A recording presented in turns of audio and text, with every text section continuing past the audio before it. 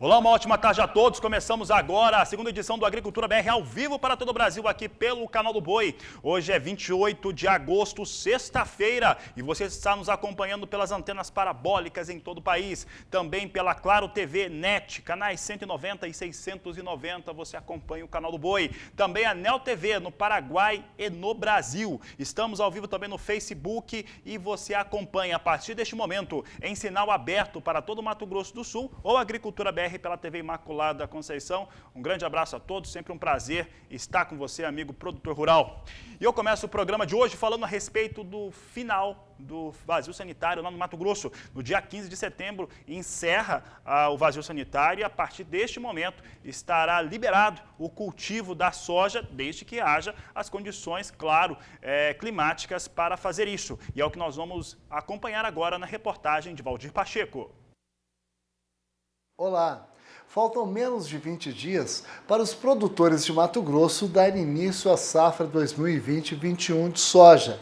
E uma dúvida muito comum entre eles é sobre o momento em que devem ser realizadas as primeiras aplicações de fungicidas para o controle de doenças que impactam a produtividade da soja.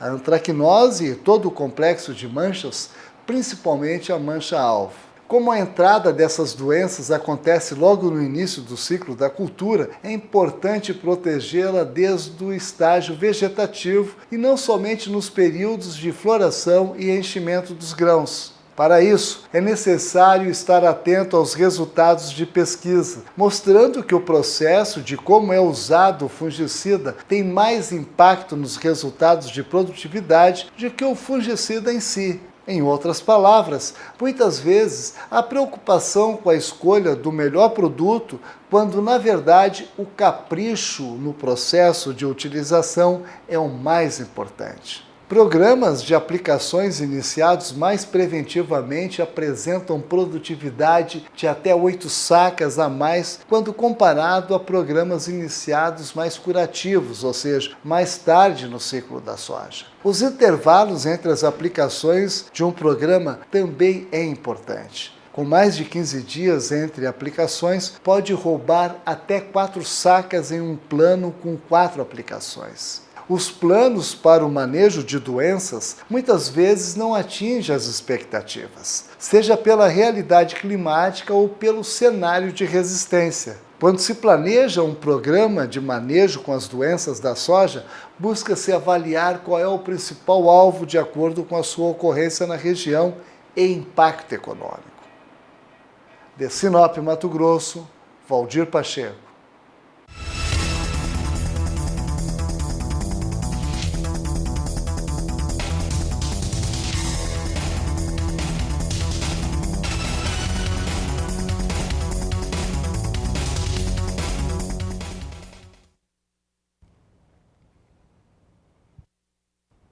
Sigo falando de soja porque essa semana tivemos aí elevações muito evidentes para a soja negociada na Bolsa de Chicago. Isso se deve por conta da questão climática que se teve sobre as áreas de cultivo nos Estados Unidos, também sobre alguma demanda um pouco mais expressiva sobre a soja norte-americana. Com isso, nós tivemos essa última quinta-feira, por exemplo, a semana inteira com registros de alta, mas nesta última quinta-feira, altas que ficaram ali na casa de 1,5% no fechamento da Bolsa, mas tivemos picos de altas ainda maiores. Isso colocou as posições de soja em Chicago, ali as posições mais negociadas, entre 9 dólares e 40 centes até 9 dólares e 50 centes por bushel, o que trouxe uma nova perspectiva de mercado. Essa situação, claro, que também traz impactos positivos aqui no Brasil, por conta não só de soja de Chicago, que já não é um elemento tão forte assim na formação de preço em soja aqui no Brasil, mas o dólar também, que continua mostrando patamares mais elevados de negócios. De qualquer maneira, soja em Chicago segue a sua trajetória de alta. Essa trajetória de alta ela tem a ver com o que acontece com a demanda sobre essa soja norte-americana, que segue bastante impactada positivamente por uma China mais compradora. Vamos dar uma olhada agora como é que vem soja em Chicago. Vem subindo. Nós temos aqui o mais curto prazo, agora com uma alta de 0,8%, 9 dólares e 44 centes mais 4 bushel. A posição de maior liquidez é novembro, Tá? Então, 9 dólares 47 centos o bushel, uma alta aí que é de 0,5% agora, 0,58%. Janeiro, 9 dólares 53 centos mais 2 o bushel. Março, 9 dólares 53 centos mais 2. Deixa os números aqui na tela um pouco. Por quê? Porque esses valores que você está vendo aqui, essa marca entre 9 dólares e 40, 9 dólares e 50, nós já não vemos há muito tempo. Tem 7 meses que nós não temos patamares de valores para a soja em Chicago, pelo menos aqui, pelo que eu lembro.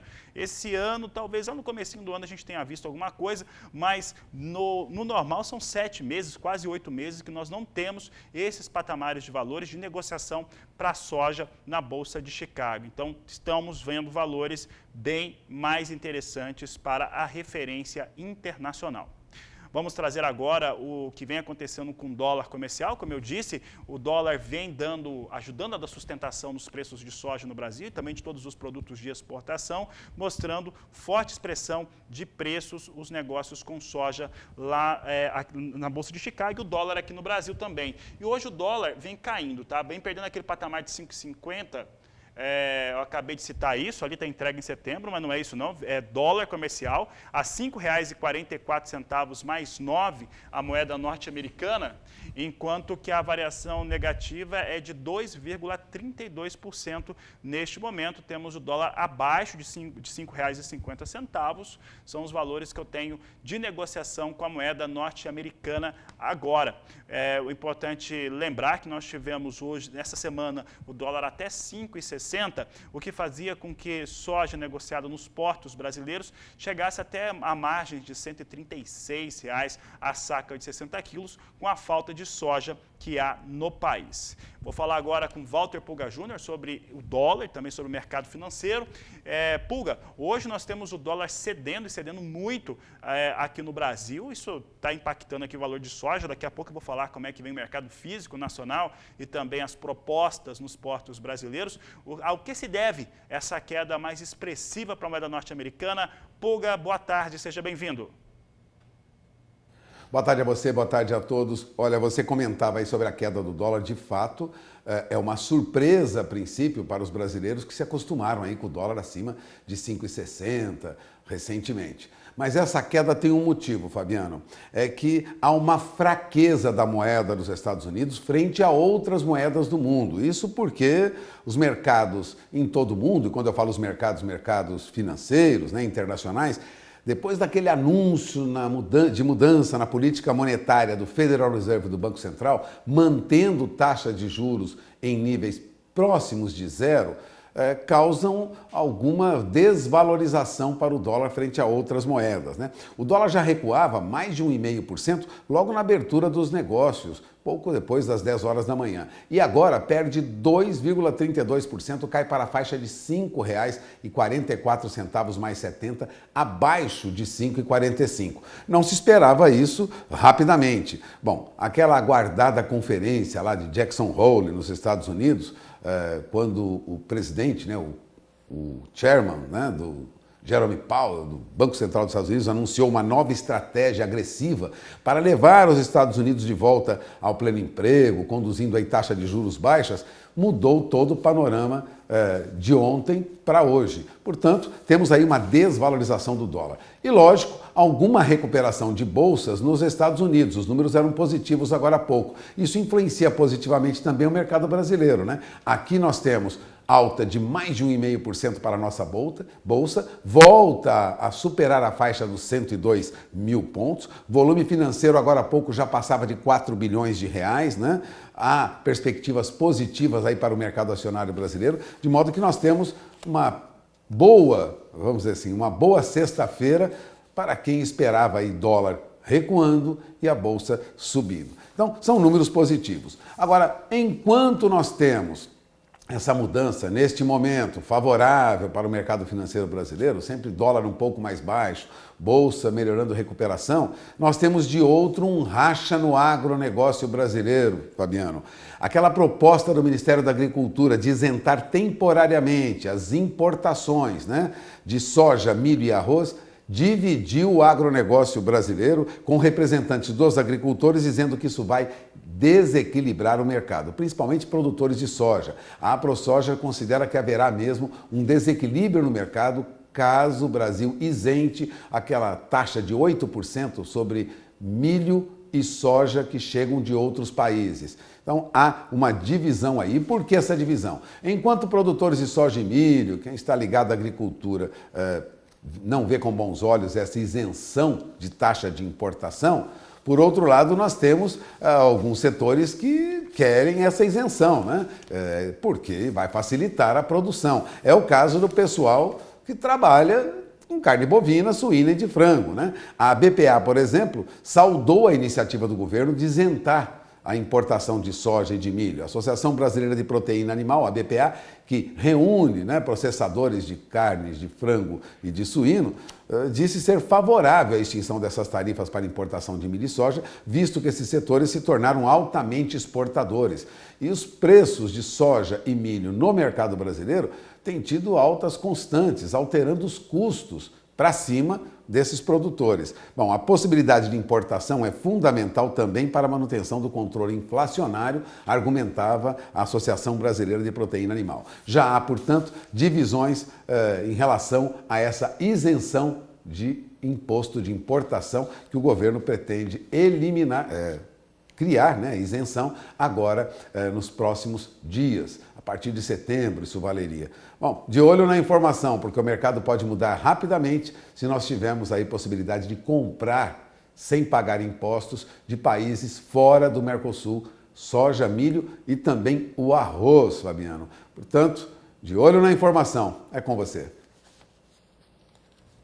Tá certo, Walter Puga, obrigado pela participação. Puga, ouve o que eu estou te dizendo aí, porque participação de público, assim, imediatamente assim que começou a falar do assunto, que a gente já tem tocado nele já há alguns programas, temos falado a respeito dessa tarifa, né, zero para importação de produtos com zero taxa fora do Mercosul. E aqui nós temos o José Okumoto, que está participando, mandou aqui a mensagem numa mídia social minha, mandou no meu Instagram, e ele está criticando fortemente essa possibilidade de se tirar a taxa. Pelo que eu entendi aqui da fala dele, ele é produtor de soja e milho e disse o seguinte, que essa condição atual é uma condição de mercado e que deve ser mantida dessa forma, já que é o que o mercado tem apontado, por isso que nós temos esse tipo de comercialização. Essa possibilidade, né, essa questão de se zerar essas tarifas, ela incomoda muitos produtores rurais brasileiros. Ainda hoje vou falar um pouco a respeito disso, de quanto que custaria uma tonelada de soja vinda de outros países,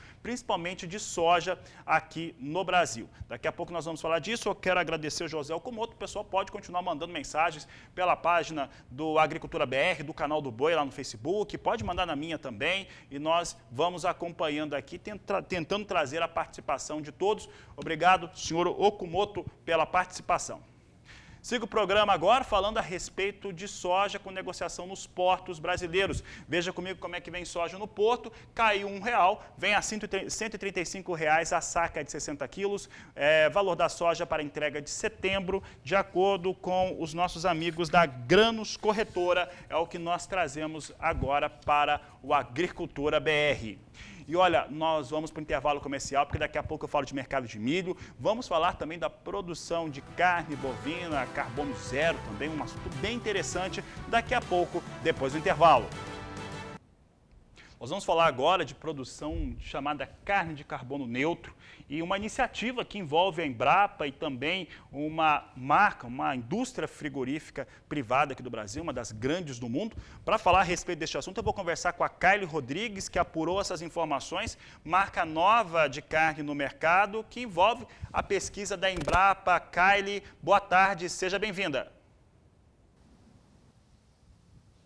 Oi, Fabiano, boa tarde para você, boa tarde a todos. É isso mesmo, ontem, né, aconteceu uma live onde foi anunciado aí essa grande novidade, né, porque, Fabiano, desde 2009 tem muita pesquisa envolvida, muito estudo com a Embrapa Gado de Corte, né, foi a unidade aqui do Mato Grosso do Sul, Gado de Corte, que fez essa intermediação aí, que fez essas pesquisas e aí só 11 anos depois é que está no mercado essa carne carbono neutro, né, que é uma carne produzida de maneira totalmente sustentável, onde tem aí o sistema de integração lavoura, pecuária, floresta, né, ou a pecuária e floresta, ou seja, a árvore tem que estar ali no meio dos animais. E aí o que acontece é que essa carne é totalmente sustentável e com isso reduz a emissão de gás de efeito estufa, né, onde acontece o aquecimento global, é a contribuição. Fabiano, já tem 10 pontos de uma rede de supermercado em São Paulo que já está comercializando este produto e ainda agora já em setembro, né, já vai estar a nível nacional em todos os estados. Então aqui no Mato Grosso do Sul também vai chegar essa carne diferenciada, o que a gente agradece muito, né? Fabiano, e olha só, de acordo com os pesquisadores, um grupo bastante grande de pesquisadores envolvidos neste trabalho, a intenção é o quê? É fazer essa comercialização dessa carne chegue aí para os mercados, né, fora do Brasil.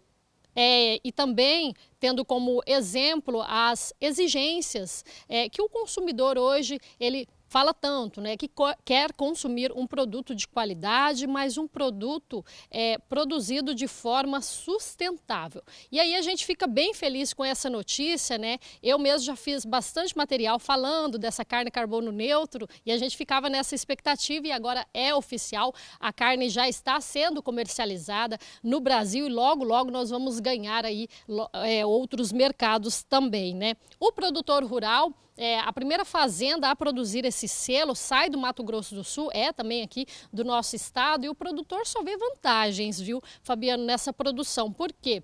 Porque, de acordo com os produtores, o que a gente levantou, né, de informações, é que além de ter a produção ali da floresta, de repente do eucalipto, né, da pecuária, da integração da lavoura, né, então ali uma gama de produtos que vão sair da propriedade. O gado que é produzido nesse sistema, ele tem menos carrapato ali, menos problemas, né? Menos vermifugações, não precisam ser tão feitas com frequência. Tudo isso, né, é o que a gente apurou de produtores que relataram para nós, para a nossa equipe, né, as vantagens de produzir o animal no sistema de integração, viu, Fabiano? Essas são as informações. Eu volto com você aí no estúdio e notícia boa nessa sexta-feira, né, para a gente comemorar. Tá certo. Kaile Rodrigues, obrigado pela participação aqui no Agricultura BR. A Kaile é a setorista do Canal do Boi na Embrapa Gado de Corte, falando a respeito. É uma marca nova, envolve pesquisa da Embrapa, trabalho de outras instituições de pesquisa e também um dos grandes grupos frigoríficos do Brasil.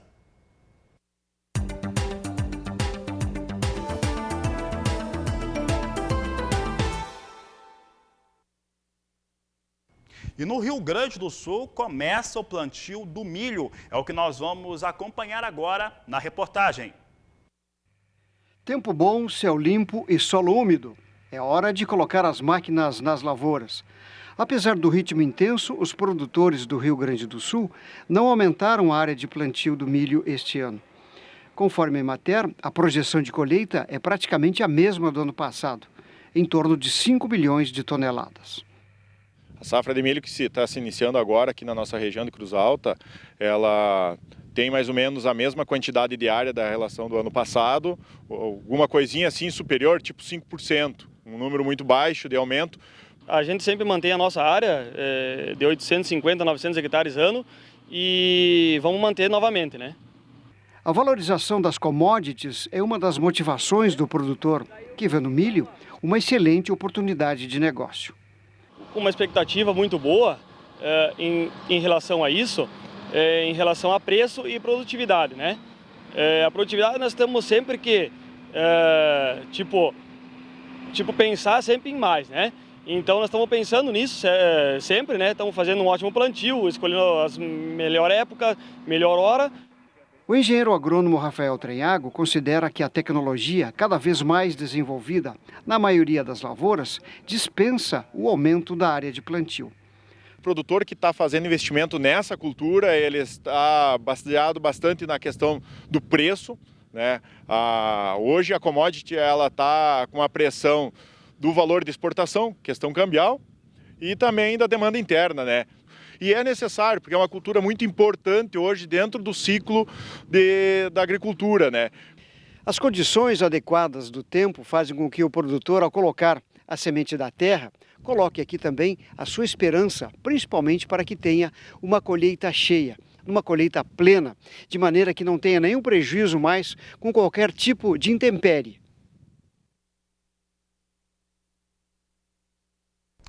E já que estamos falando do Rio Grande do Sul, e o João Veríssimo destacava esse início de plantio de milho, vamos dar uma olhada como é que vem a saca de milho por lá. O milho vem com valores disparados. Nós temos aqui o andamento do mercado físico de milho em Júlio de Castilhos, no Rio Grande do Sul. Olha só, 28 de julho, R$ 49,00 a saca. Começou agosto, dia 3, a R$ 50,00, mantinha esse valor no dia 11, dia 17, R$ 52,00 a saca, dia 24 já subia para 56, não tem milho no Rio Grande do Sul disponível, agora nesse dia 28, R$ 64,00 a saca de 60 quilos em Júlio de Castilhos, no Rio Grande do Sul, valores bem elevados por lá para a saca de milho.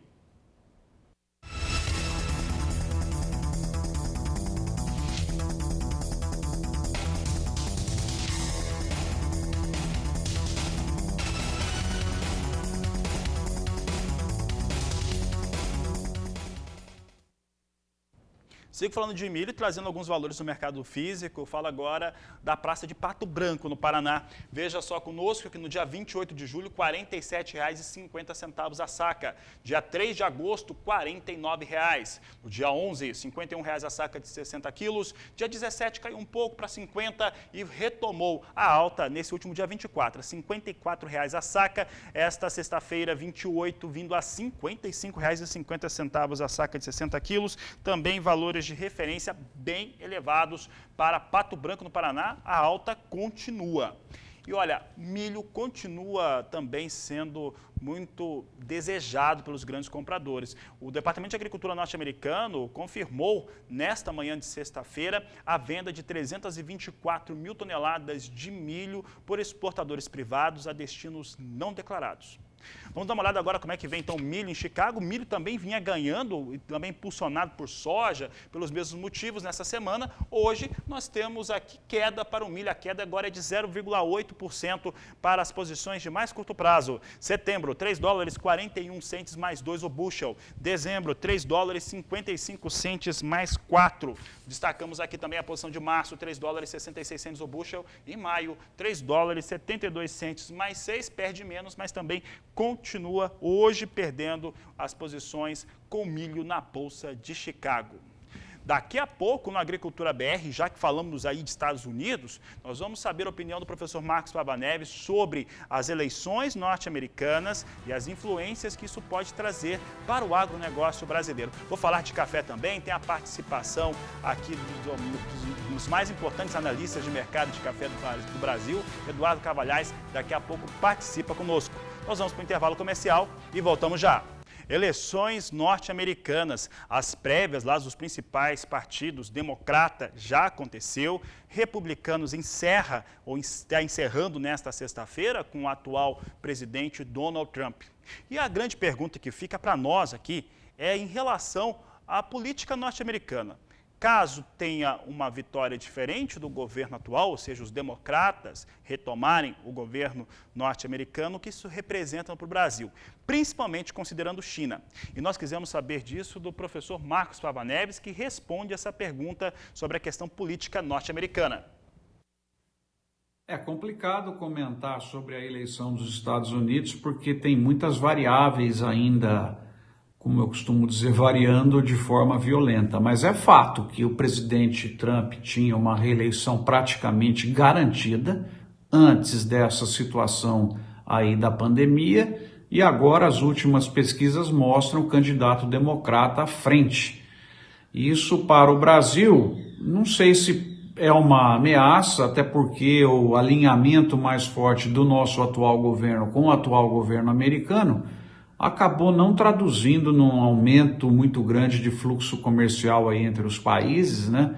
São dinâmicas que caminham muito bem, independentemente de governos, né? Eu acho que é muito mais forte aí a o relacionamento institucional do que dos próprios líderes aí dos países. Vamos observar isso com calma. Se for uma vitória democrata, a nossa torcida é que as relações se mantenham em excelente condição, que procurem sempre ser desenvolvidas para que o fluxo de comércio, independente de ideologia, que ele possa aumentar entre os países, investimentos cruzados. Os Estados Unidos, por incrível que pareça, é um grande mercado para os produtos do Brasil, inclusive do agro. É importante essa relação.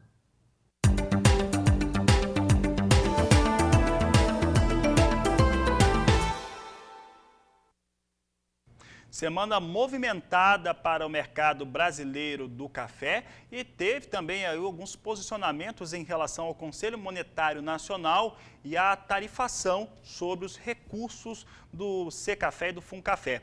Quem fala sobre o assunto é Eduardo Carvalhais, analista de mercado. Boa tarde. A redução aprovada ontem pelo Conselho Monetário Nacional para a redução dos juros cobrados pelo dinheiro do Funcafé para essa safra 2020-2021 é muito bom para o setor.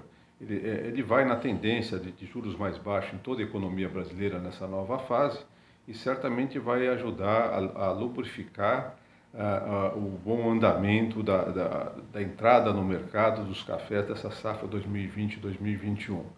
É uma safra de ciclo alto, que está correndo bem até agora, a colheita está no finalzinho e correu melhor do que nós imaginávamos, com todos os problemas trazidos pela pandemia. E agora nós temos que tratar que essa safra escoe ao longo dos 12 meses do ano safra 2020-2021, que começou agora em 1º de julho e vai até o final de junho de 2021.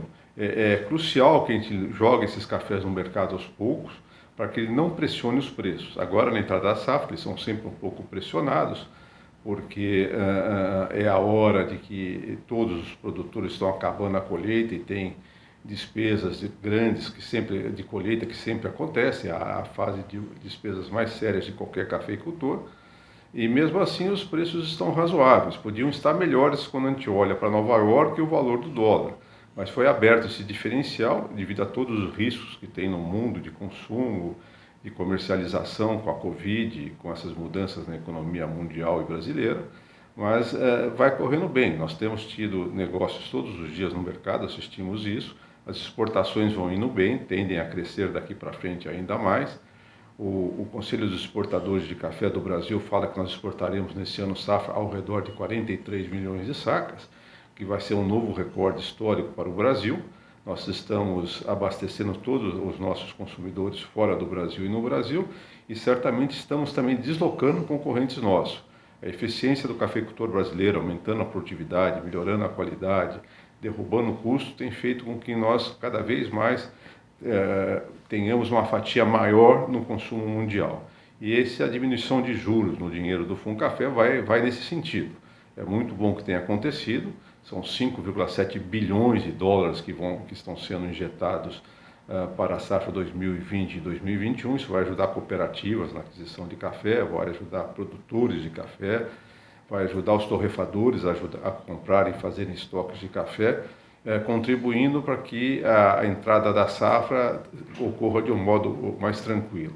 Nós temos que também observar daqui para frente como é que vai acontecer com o clima, se teremos chuvas em setembro, estão todos apreensivos com isso, porque se as chuvas não forem suficientes em setembro, nós podemos ter problema no tamanho da safra do ano que vem, que já é de ciclo baixo. Mas de todo jeito, com 43 milhões exportando e mais 22 no consumo interno, dá para perceber que essa safra de ciclo alto vai ser toda consumida entre julho desse ano e junho do ano que vem. O pouco que restar vai ser necessário para completar nossas necessidades de consumo em barco no novo ano safra lá de 2021-2022, quando nós teremos uma safra de ciclo baixo. Daí Eduardo Carvalhais, analista de mercado de café, titular do escritório Carvalhais. Um grande abraço a ele, sempre participa aqui da programação do Canal do Boi para falar do mercado de café. Vamos dar uma olhada como é que vem o café sendo negociado agora lá na Bolsa de Nova York. Nós temos alta forte nesse momento para o café. Posição de setembro, $1,26 mais 70 libra-peso. Dezembro, $1,25 mais 95 a libra-peso. Março, $1,27 por libra-peso. E maio, negócios a $1,28 mais 10. São as posições com café arábica em Nova York neste momento.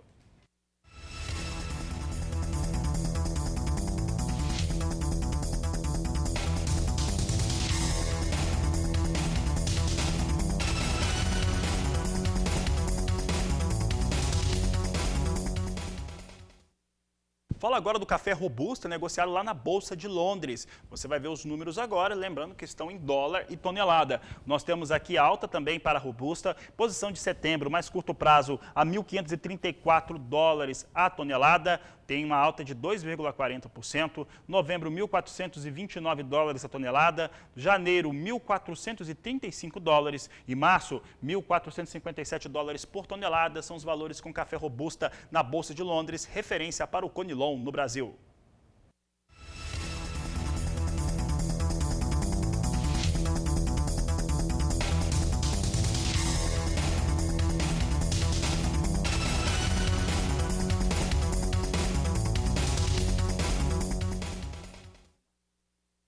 Acompanhe comigo rapidamente como é que vem soja sendo negociado na Bolsa de Chicago. Neste momento, soja vive mais um dia de alta e ela vai ficando maior. Está subindo soja de novo.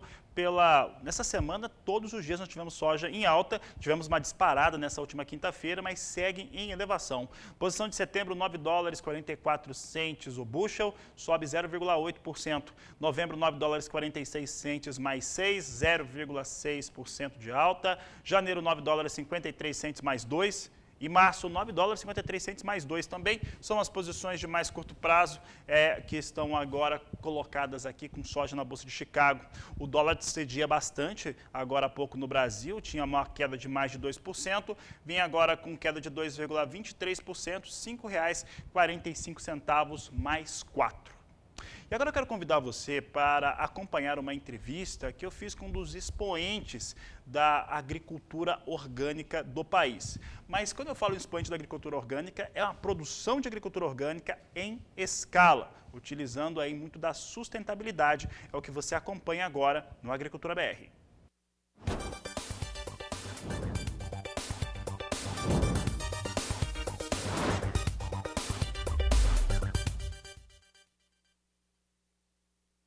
Eu converso com o Fábio Sakamoto agora sobre alguns temas importantes, principalmente relacionados à produção de orgânico, à produção sustentável e os fatores econômicos dessa produção. Fábio, é um prazer conversar contigo aqui no Canal do Boi. E alguns elementos que você abordou hoje com os produtores rurais, eles mostram cenários muito positivos, principalmente quando você enxerga num médio e até longo prazo uma situação melhor para esse tipo de produção. Qual que é a experiência que a Rizoma Agro traz hoje para o mercado e que você tem observado também no cenário internacional e aqui no país?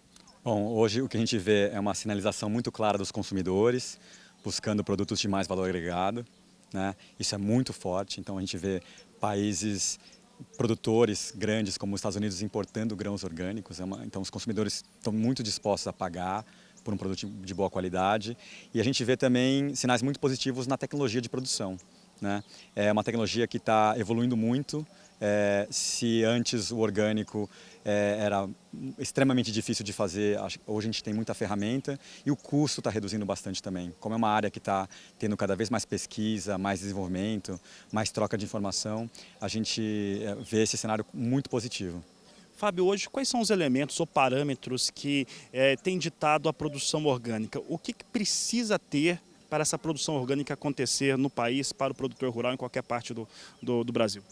Então, produção orgânica é um guarda-chuva que engloba vários tipos de produção, pequena propriedade, né? A gente aqui na Rizoma Agro está fazendo a produção orgânica buscando um alto padrão de produção e para fazer em escala. né? A nossa missão aqui é impactar a agricultura do Brasil e tornar o Brasil um exportador também, um produtor de grãos de alto valor agregado. Então, dentro desse padrão, acho que a tendência é de profissionalização. Acho que teve um momento de orgânico de ser um nicho de experimentação, de pequenos produtores. Hoje, o fato de a gente estar aqui nesse encontro de agricultores, você vê agricultores grandes presentes, é uma prova de que esse movimento tem cada vez mais força junto ao mainstream da produção mesmo. Os produtores mais tecnificados, a gente percebe que estão buscando cada vez mais técnicas biológicas e sustentáveis, não só pela questão de mercado, mas também pela questão de custo e eficiência e cuidado com a terra. Para as culturas de escala, como soja, milho, cana-de-açúcar, algodão, que antes não se falava disso no Brasil para a questão de produção de orgânico. Pegando essa relação dessas grandes culturas, com uma frase que você utilizou junto com os produtores rurais daqui, falando a respeito de que há uma preocupação em baixar o preço ao consumidor final, baixar o custo de produção para baixar o preço para o consumidor final. Você enxerga um cenário no qual o consumidor, a vontade de consumir existe pelo orgânico, que esse consumidor vai ter acesso mais fácil e ficar mais acessível mesmo financeiramente ao orgânico no Brasil? Sim, então a pesquisa mostra que 82% dos lares americanos já consomem orgânico. Só não consome mais por uma questão de renda, né? Então o consumidor já entendeu a mensagem, ele aspira esse produto. O orgânico, ele tem, como eu falei, tem muitas oportunidades de redução de custo, né? Não é uma área ainda que a gente aplicou todas as tecnologias. Não é uma área ainda que a academia, as universidades, a Embrapa miraram o nosso canhão para buscar essas melhorias. Então tem sim uma oportunidade de introduzir novas técnicas, aquilo que o Brasil fez na década de 70, 80, de fazer aqui também, reduzir esse custo para que o setor como um todo cresça e a gente consiga atender o maior número de consumidores possível. Há uma entrada maior de multinacionais, de grandes empresas que começaram a fazer aquisições ou lançar produtos orgânicos aqui no país e também fora do Brasil. Essa é uma tendência em relação ao que pode acontecer com o mercado? O setor está evoluindo muito rapidamente e as soluções biológicas já estão mais do que comprovadas e é claro que as grandes empresas já perceberam isso. A gente olha isso de forma muito positiva, porque precisa de mais pesquisa, precisa de mais distribuição, precisa de mais acesso. É uma tendência, eu acho que como toda fronteira de conhecimento tem oportunidades para os grandes e pequenos, então é um momento bem empolgante. Vamos ver como que vai se desenrolar nos próximos anos, quem vão ser os grandes vencedores desse mercado.